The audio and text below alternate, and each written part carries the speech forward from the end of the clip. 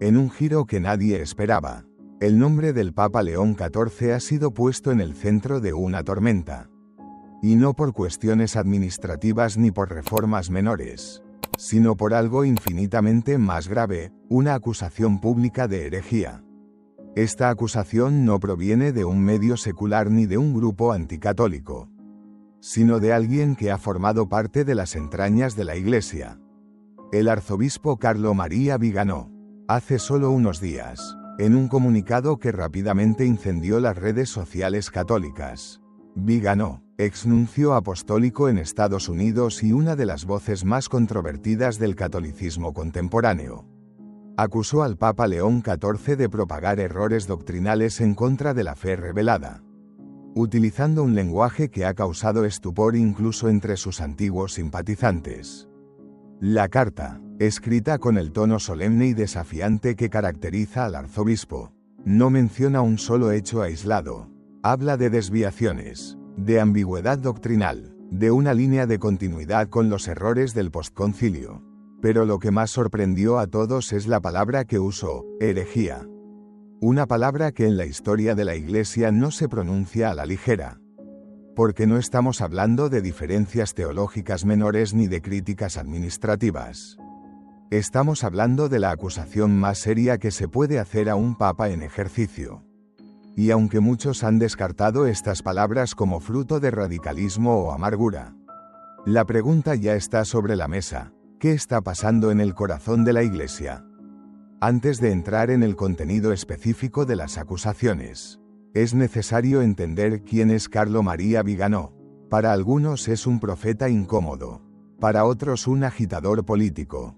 Fue un alto funcionario del Vaticano, secretario general del gobernatorato y más tarde nuncio en Washington. Pero su nombre saltó a la fama global en el año 2018, cuando publicó un explosivo testimonio en el que pedía la renuncia del Papa Francisco, acusándolo de encubrir abusos. Desde entonces, Viganò se ha convertido en una figura central para una fracción del catolicismo conservador que desconfía del rumbo pastoral y doctrinal de los últimos pontificados. Y aunque muchos obispos han optado por ignorarlo, lo cierto es que su voz sigue teniendo eco en ciertos círculos, especialmente en redes sociales, en medios alternativos y en grupos que consideran que la Iglesia se ha desviado de su misión original. Y ahora, esa misma voz ha lanzado una flecha directa al corazón del pontificado de León XIV. Pero, ¿qué ha hecho León XIV para recibir semejante acusación? Esa es la pregunta que muchos fieles se hacen con desconcierto, porque si algo ha caracterizado los primeros meses de su pontificado, es su tono profundamente espiritual, su prudencia en las reformas y su deseo de reconciliación eclesial. No ha introducido cambios doctrinales, no ha aprobado ningún texto polémico, ha predicado sobre el rosario, sobre la Eucaristía, sobre la necesidad de conversión. Entonces, ¿de dónde nace la acusación? Al parecer, el origen estaría en una reciente homilía del Papa durante la celebración de una misa mariana, en la que mencionó que la Iglesia no debe temer dialogar con todos, incluso con los que no creen, porque el Espíritu Santo puede actuar más allá de nuestras fronteras visibles. Una frase que en el contexto de su discurso buscaba promover la apertura misionera, pero que para Viganò fue un signo de relativismo doctrinal. En su carta, el arzobispo interpreta esta frase como una negación implícita del dogma extra ecclesiam nulla salus, fuera de la Iglesia no hay salvación, y la conecta con otras expresiones del Papa que, según él, diluyen la verdad revelada. Pero, ¿es eso lo que realmente dijo el Papa? ¿O estamos ante una interpretación forzada, sacada de contexto? Teólogos que han analizado el discurso completo coinciden en que no hay herejía alguna en las palabras del Santo Padre. Lo que expresó, afirman, está perfectamente alineado con el magisterio del Vaticano II y de los pontificados anteriores, que reconocen que la gracia de Dios puede actuar también fuera de los límites visibles de la Iglesia, aunque la plenitud de los medios de salvación se encuentre solo en ella. Entonces, ¿por qué Viganò ha lanzado esta acusación? ¿Es una convicción sincera o una jugada más dentro de una guerra eclesial soterrada? Lo cierto es que la carta ha reavivado un fuego que parecía apagado, el de la división interna entre católicos. Porque más allá del contenido, el tono ha encendido los ánimos.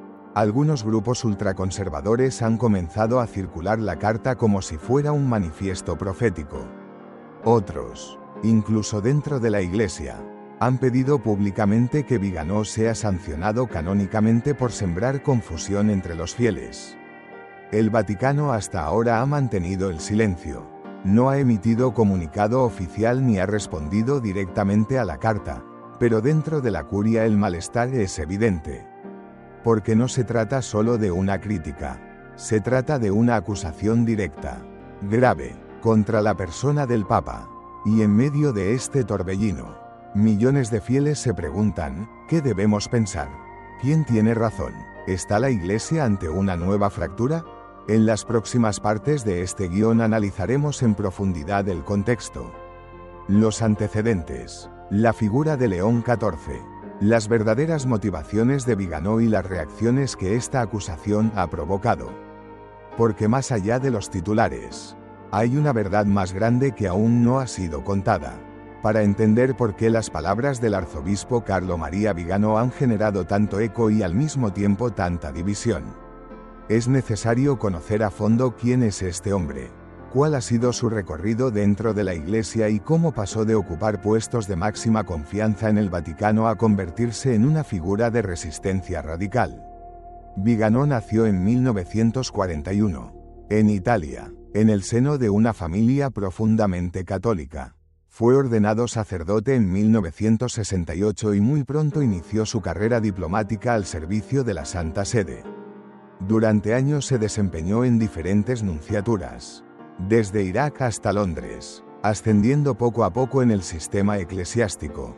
Hombre reservado, culto, políglota, Viganó fue considerado por décadas como un funcionario ejemplar, leal al magisterio, con espíritu de obediencia y gran capacidad organizativa. Su carrera alcanzó un punto alto en 2009, cuando fue nombrado nuncio apostólico en Estados Unidos, uno de los puestos más estratégicos del Vaticano.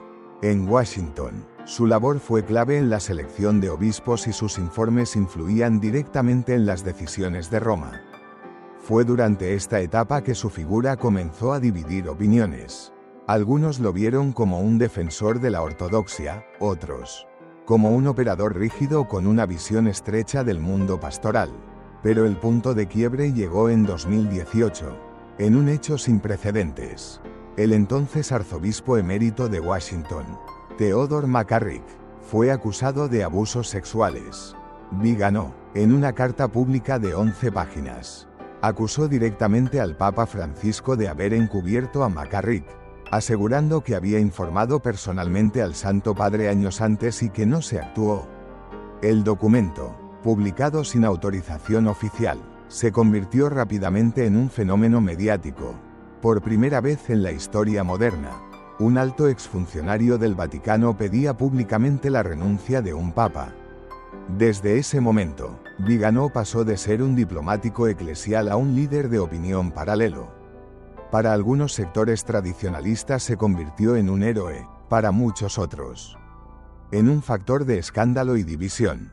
Tras esa carta, Viganó se retiró completamente de la vida pública institucional. No volvió a ocupar cargos. Se instaló en una ubicación desconocida. Desde entonces, su voz solo ha sido escuchada a través de comunicados, entrevistas escritas y mensajes difundidos por portales ultraconservadores. El contenido de sus textos fue escalando en tono, de denuncias legítimas a teorías apocalípticas, pasando por críticas a la vacunación, al Concilio Vaticano II y al ecumenismo. Muchos obispos que en un primer momento lo defendieron se fueron alejando paulatinamente, a medida que sus textos se volvieron más radicales y sus acusaciones más generalizadas. La credibilidad de su figura comenzó a erosionarse incluso dentro del sector más tradicionista. Sin embargo, Viganó sigue siendo escuchado. ¿Por qué? La respuesta es compleja. Hay una parte del pueblo católico, especialmente en Europa y Norteamérica, que vive con inquietud los cambios culturales y litúrgicos de las últimas décadas. Muchos se sienten desorientados, confusos, incluso abandonados por una iglesia que ya no parece hablar con firmeza sobre el pecado, la verdad o el juicio. En ese contexto, la figura de Viganò resuena como un eco de certezas pasadas, aunque para otros no sea más que un eco vacío. El mismo Viganò ha afirmado en varias cartas que la iglesia actual está en una apostasía silenciosa, y que solo una intervención directa del cielo podrá detener la caída. Sus palabras se mueven entre la crítica eclesial y el lenguaje profético, llegando incluso a afirmar que muchos de los actuales pastores ya no creen lo que predican y que la jerarquía está contaminada por el modernismo. Estas afirmaciones, lejos de generar consenso, han dividido profundamente a los católicos. Porque si bien es legítimo expresar preocupación por la dirección doctrinal o pastoral, acusaciones directas de herejía, sin procesos canónicos ni evidencia clara, solo profundizan la polarización y el escándalo entre los fieles. Y ahí radica el dilema actual.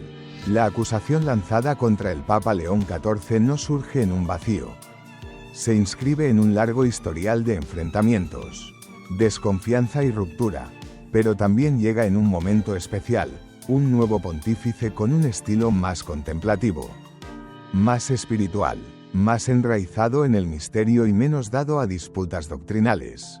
León XIV, elegido tras la renuncia de Francisco, ha optado por el silencio, por la oración, por la centralidad de la Virgen y de la Eucaristía. No ha dado señales de querer provocar un cisma ni de iniciar reformas agresivas. Sin embargo, ha sido acusado de herético por un hombre que ya rompió con sus dos predecesores.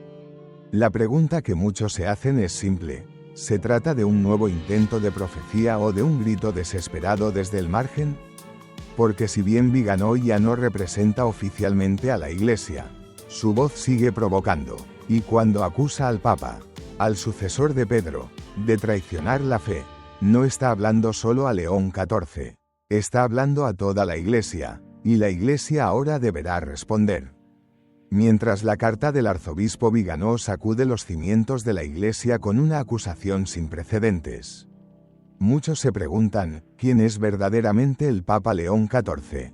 Es posible que el hombre que hoy lidera la Iglesia católica, conocido por su devoción, su prudencia y su humildad, haya incurrido en herejía. Para responder con justicia es necesario examinar de cerca al pontífice, no a través de las interpretaciones de sus detractores, sino a través de sus palabras, sus gestos y sus decisiones desde el inicio de su pontificado.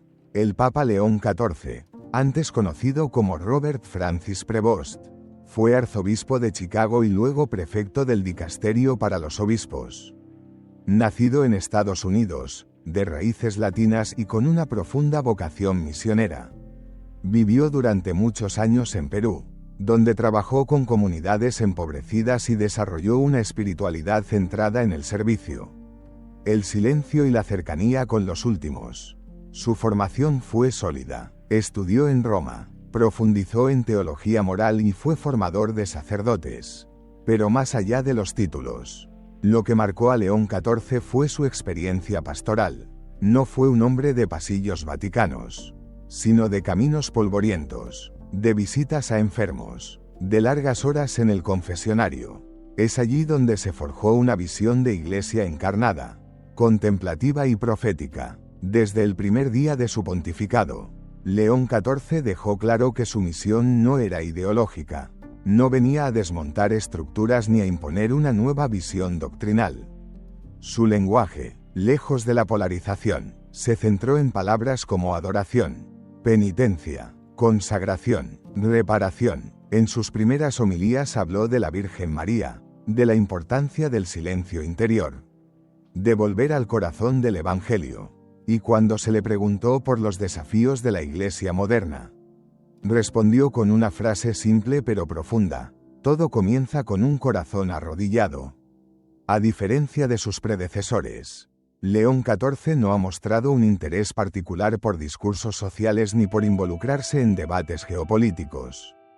Ha optado por un perfil bajo, casi monástico, en el que su autoridad se manifiesta más por su oración que por sus decretos. Muchos lo han comparado con el Papa Celestino V, el santo que prefería la cueva a los palacios. Pero, ¿qué ha dicho León XIV que pueda ser interpretado como afirma Viganò, como herético? Hasta la fecha, no hay ningún documento, encíclica o exhortación papal emitida por León XIV que contradiga el magisterio de la Iglesia. No ha promovido ideas nuevas sobre la moral sexual, ni sobre la intercomunión, ni sobre la doctrina sacramental. Su enseñanza ha sido, si acaso, más conservadora que progresista. Lo más citado por los críticos es un fragmento de una homilía en la que el Papa dijo que Dios puede actuar en corazones que aún no conocen su nombre.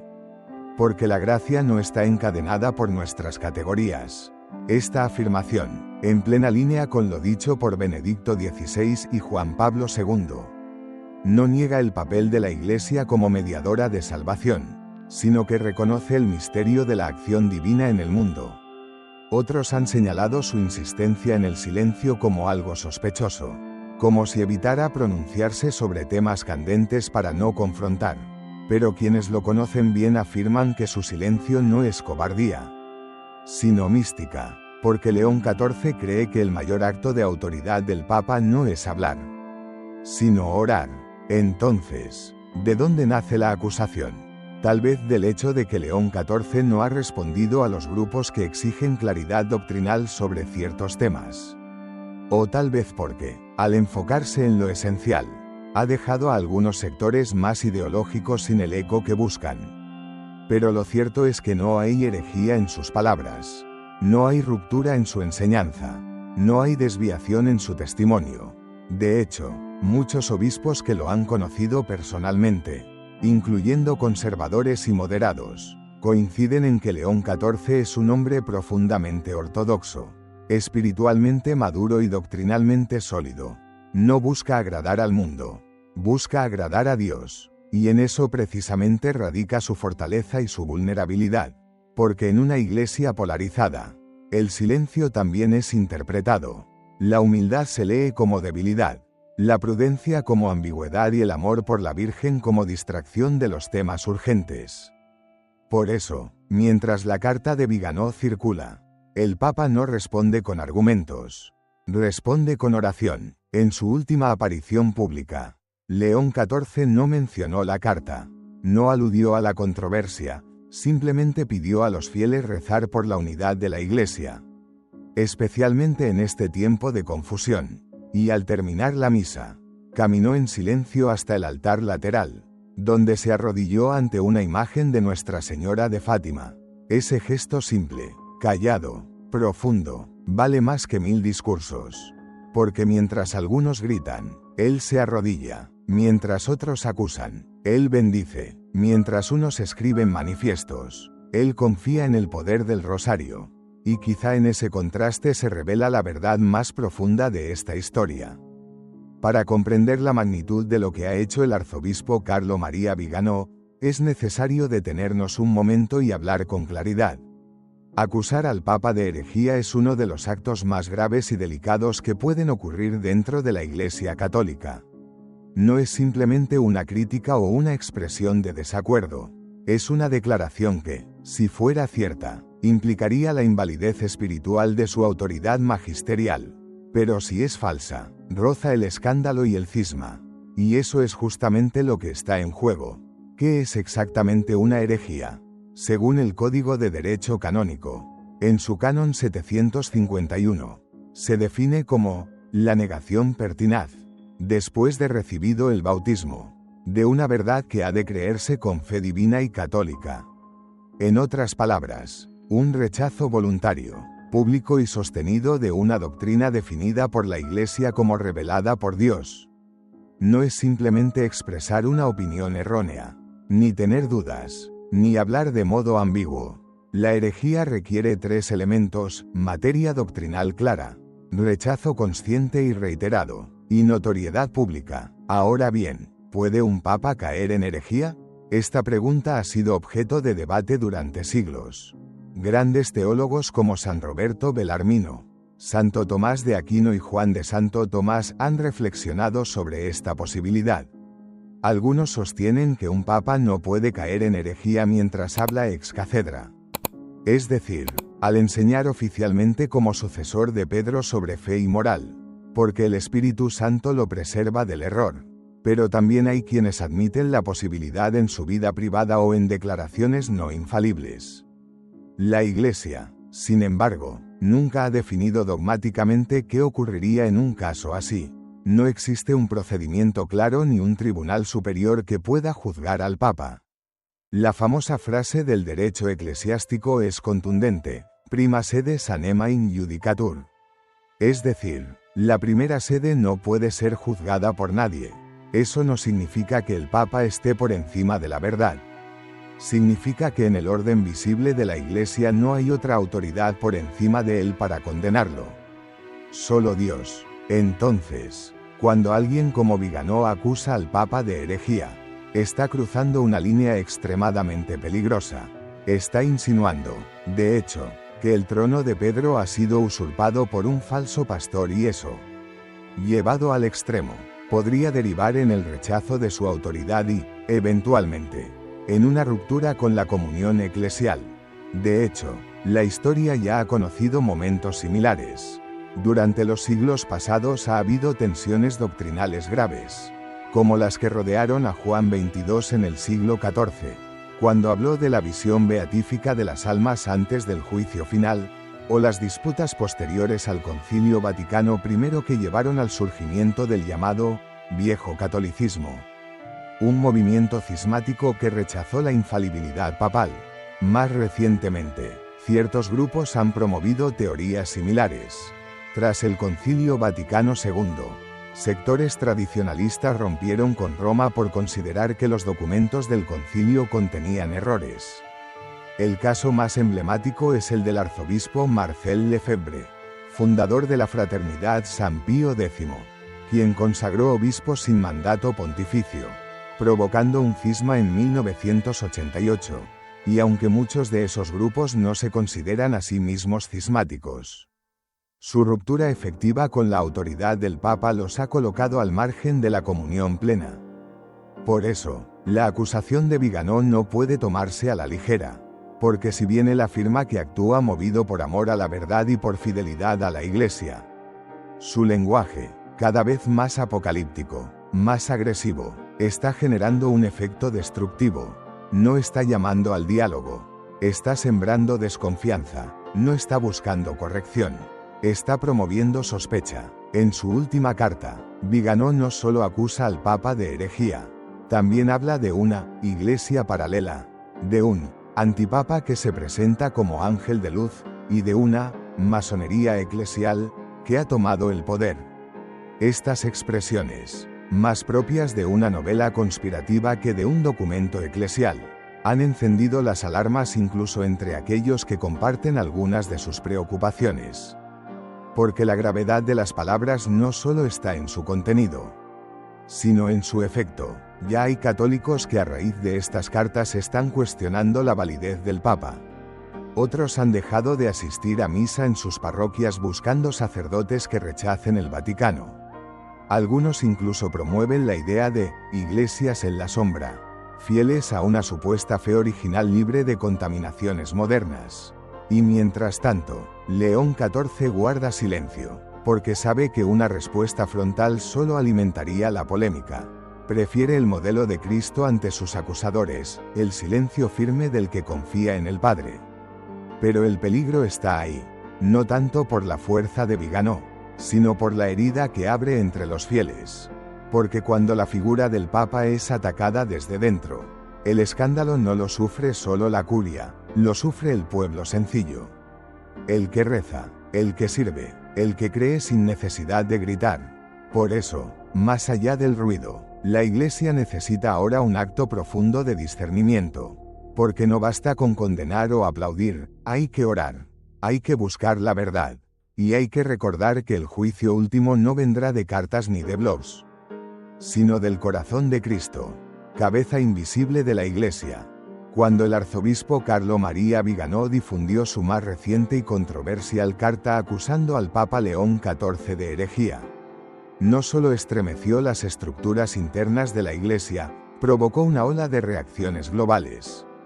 Desde cardenales hasta laicos, desde periodistas religiosos hasta fieles de parroquias comunes. Lo que comenzó como una declaración escrita en latín y distribuida en portales tradicionalistas, se convirtió en cuestión de días en uno de los temas más debatidos del mundo católico. En los primeros días tras su publicación, el Vaticano optó por el silencio. No hubo comunicados oficiales ni desmentidos públicos. Una decisión que muchos interpretaron como parte del estilo de León XIV. El de no responder al ruido con más ruido, sino dejar que las aguas se calmen por sí solas. Pero fuera de los muros del Vaticano, la conmoción fue inmediata. En Roma, varios cardenales consultados por medios italianos prefirieron no pronunciarse directamente, pero dejaron entrever un profundo malestar. Uno de ellos, bajo anonimato, declaró a la agencia ANSA: "Estamos acostumbrados a que Viganò critique, pero esto va mucho más allá. Llamar herético al Papa es dinamitar la unidad de la Iglesia". Otro cardenal, más cercano al Papa emérito Benedicto XVI en sus últimos años, afirmó que Viganò ha perdido completamente el equilibrio y que lo que dice ya no es profecía, sino ideología disfrazada. En Alemania y Francia, teólogos de renombre publicaron columnas defendiendo la ortodoxia de León XIV. Uno de ellos, el padre Christoph Gerhards, escribió: "Las palabras del Papa sobre la acción del Espíritu Santo fuera de los límites visibles de la Iglesia están en plena línea con la Lumen Gentium. No hay herejía, hay misticismo, y eso molesta a quienes han reducido la fe a un código jurídico". En América Latina, donde León XIV tiene profundas raíces pastorales por sus años en Perú, la reacción fue mucho más afectiva que teológica. Sacerdotes, religiosas y fieles comunes expresaron su dolor ante las acusaciones. "Ese Papa ha caminado con nosotros en la selva, ha dormido en las chozas con los enfermos, ha confesado a nuestros hijos, y ahora le llaman hereje. Que Dios tenga misericordia", dijo una misionera en Iquitos, en Estados Unidos. Sin embargo, la reacción fue más polarizada. Algunos obispos de tendencia conservadora optaron por el silencio, mientras que otros salieron abiertamente en defensa del Papa. El arzobispo de Chicago declaró: "No permitiremos que un exnuncio autoproclamado profeta distorsione el magisterio y divida a los fieles". A la vez, medios alternativos católicos cercanos al pensamiento de Viganò publicaron artículos apoyando su denuncia. Algunos incluso insinuaron que León XIV estaría preparando una apertura doctrinal encubierta a través del lenguaje simbólico y mariano. Se habló, sin pruebas, de un plan progresista oculto bajo su aparente ortodoxia. El nivel de especulación creció tanto que incluso se difundieron teorías absurdas que afirmaban que el Papa había sido impuesto por una élite globalista, como si se tratara de una novela conspirativa sin fin. Pero quizás la reacción más importante vino del pueblo sencillo. En todo el mundo, especialmente en comunidades parroquiales, lo que se vivió no fue tanto debate intelectual, sino confusión, dolor, preocupación. En comentarios de redes sociales y foros religiosos, miles de fieles preguntaban: ¿esto es verdad? ¿Puede ser el Papa un hereje? ¿A quién debemos escuchar? El desconcierto es comprensible, porque cuando un obispo, incluso retirado, lanza una acusación de ese calibre, sacude las conciencias, y en medio de esa sacudida, algunos pierden el rumbo. Otros se refugian en la oración y otros tantos simplemente esperan una palabra que traiga paz. En Filipinas, por ejemplo, donde el catolicismo es vibrante y muy devocional, un grupo de fieles organizó una vigilia nocturna por la unidad de la Iglesia y por el Papa León XIV. No respondieron con polémica, respondieron con el rosario. En Polonia, jóvenes laicos publicaron un comunicado titulado "Creemos en Pedro", expresando su plena comunión con el Papa y rechazando cualquier intento de deslegitimarlo. En México, una diócesis organizó una jornada de adoración eucarística con el lema, silencio, fe y comunión. Este tipo de reacciones muestra algo profundo, que más allá de los discursos ideológicos. La gran mayoría del pueblo de Dios sigue confiando en el Papa, lo ve como pastor, como padre, como sucesor de Pedro, y aunque algunos temas puedan ser difíciles de entender o incluso debatibles, la unidad no se rompe por diferencias de estilo, solo se rompe cuando se siembra duda sobre la raíz de la fe. Y eso es justamente lo que muchos temen, que la carta de Viganò no sea simplemente una crítica, sino una semilla de cisma.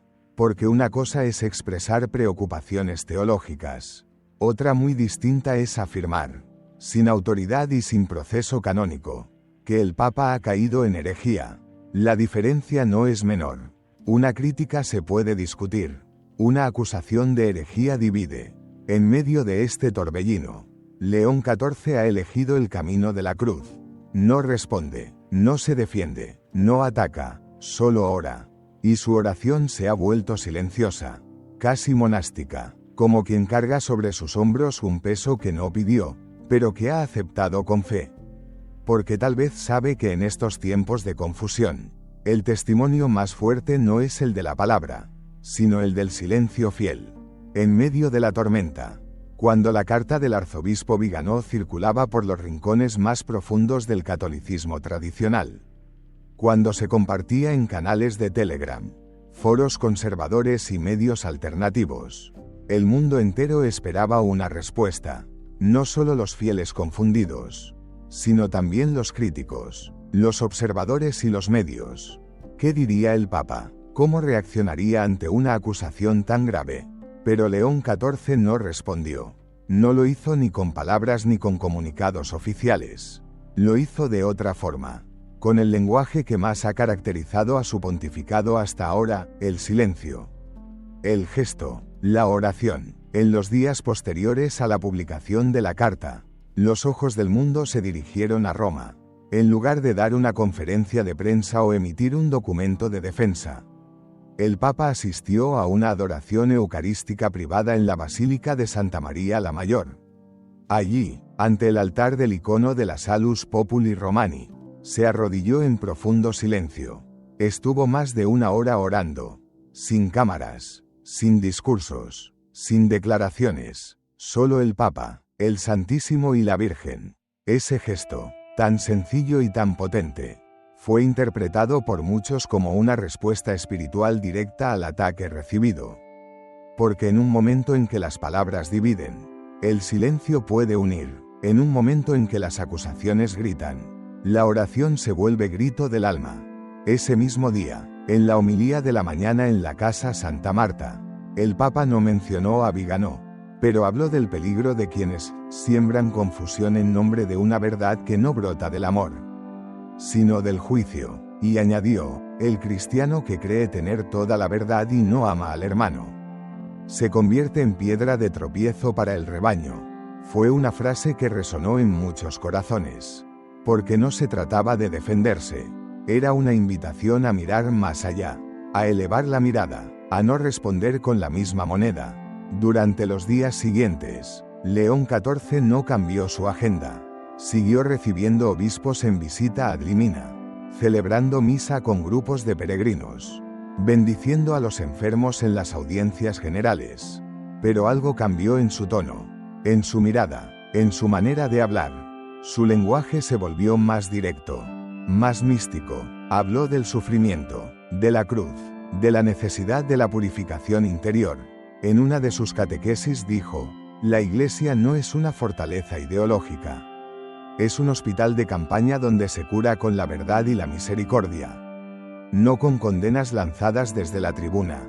Esa frase fue repetida por muchos comentaristas como una indirecta elegante pero firme. No una defensa personal, sino una reafirmación del modelo de iglesia que quiere pastorear. Una iglesia que no es tribunal, sino hogar, que no divide, sino que abraza. ¿Y cómo fue recibido ese estilo por los fieles?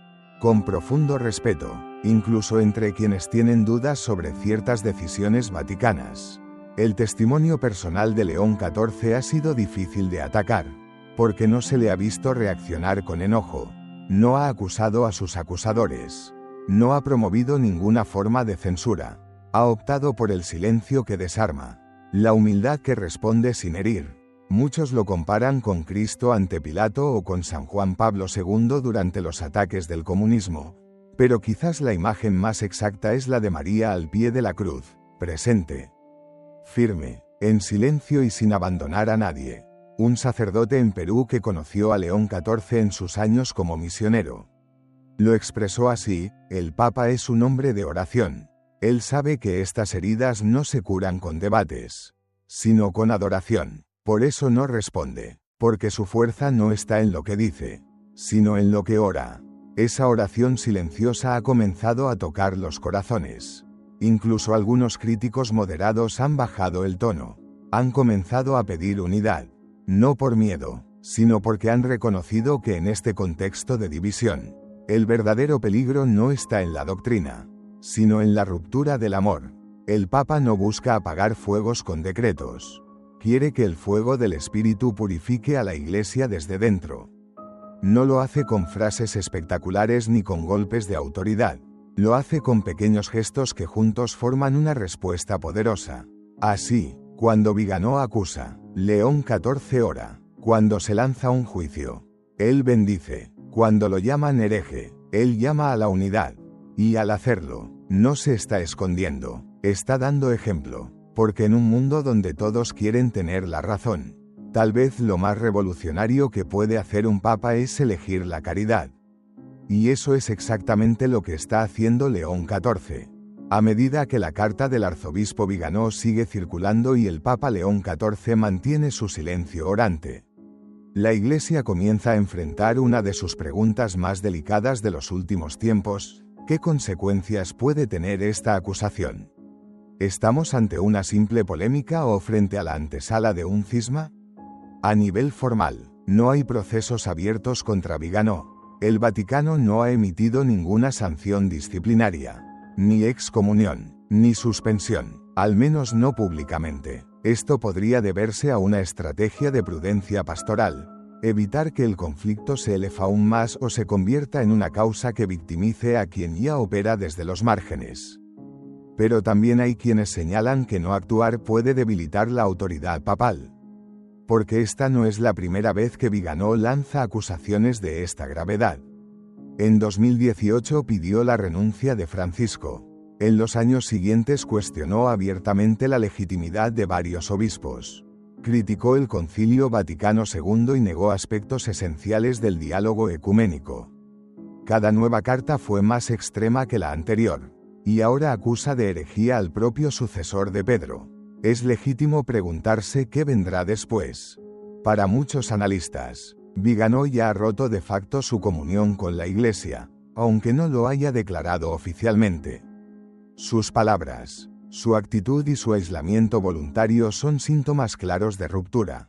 Sus misivas no buscan corregir ni dialogar, buscan sentenciar. Su visión de Iglesia parece más un sistema cerrado que un cuerpo vivo guiado por el Espíritu Santo.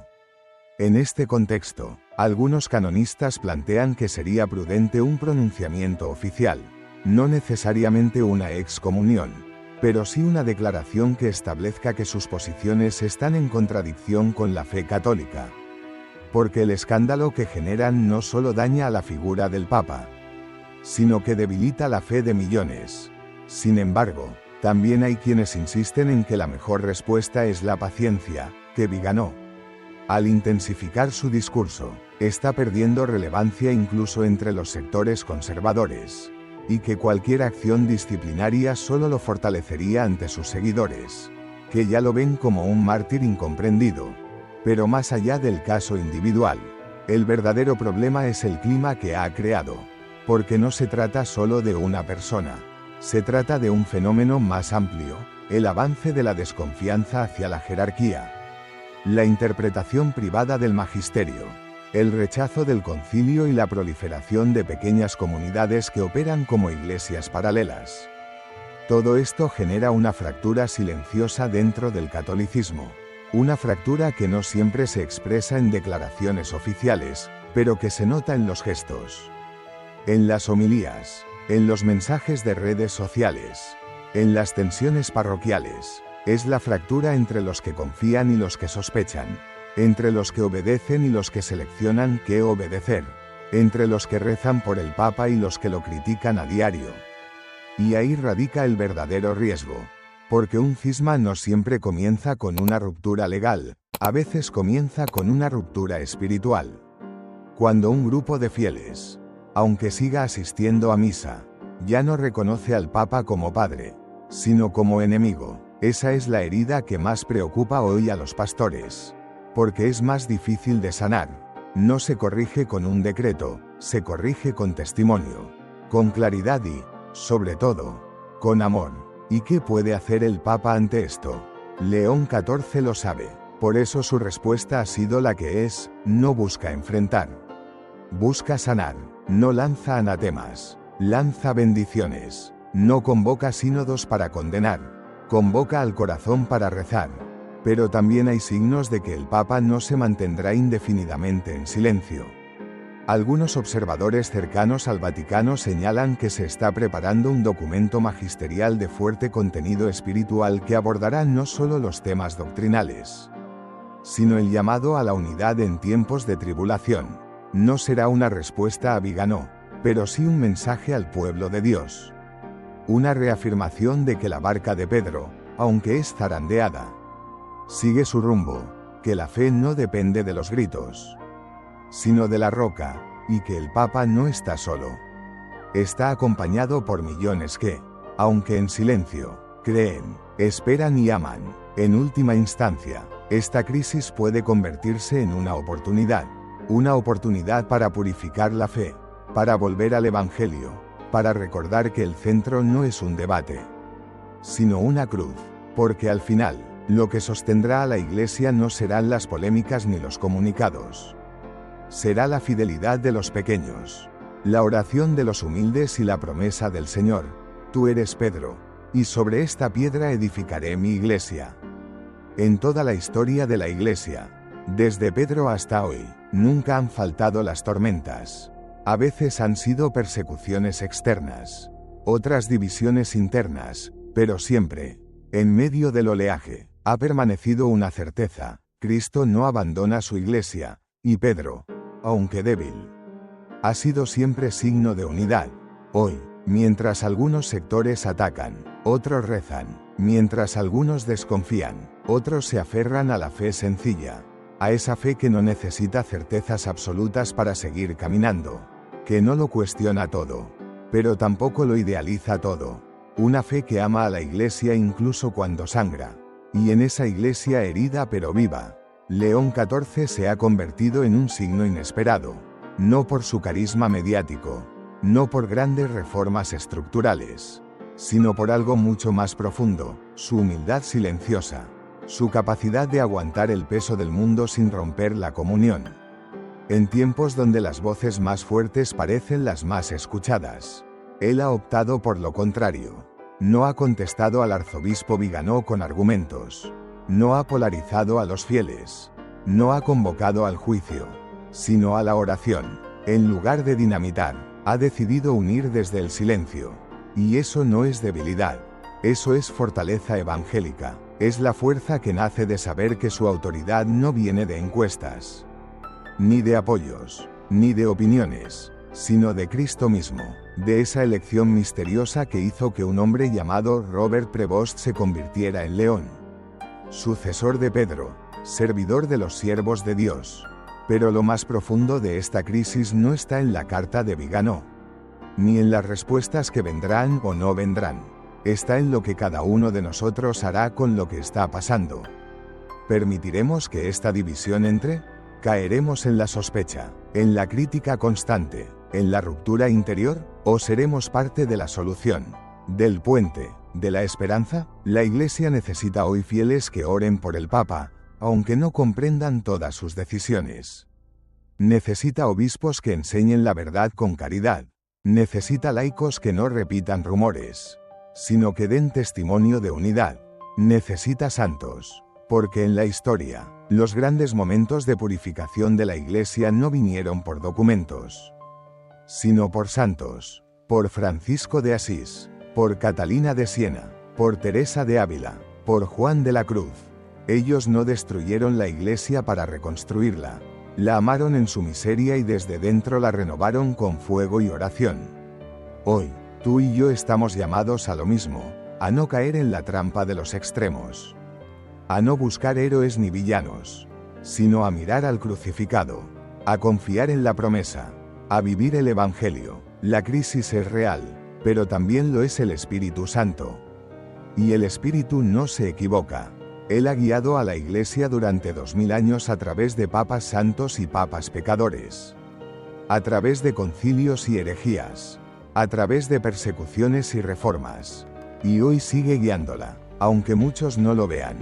Por eso, este no es el momento de dejar la barca, es el momento de aferrarse más fuerte al timón.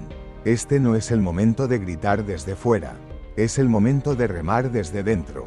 Este no es el momento de condenar, es el momento de confiar, porque al final, la Iglesia no es de Vigano, no es de León XIV, ni siquiera es nuestra, es de Cristo, y Él la sostendrá.